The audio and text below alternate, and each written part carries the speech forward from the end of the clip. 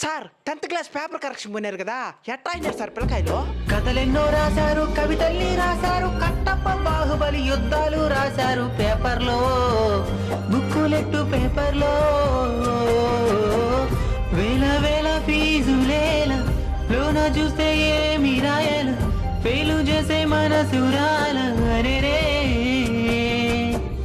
ఫెయిలైనా బాధ ఏల, రాయొచ్చు మళ్ళీ మేల, సూసైడు థాట్స్ ఏల తప్పులే.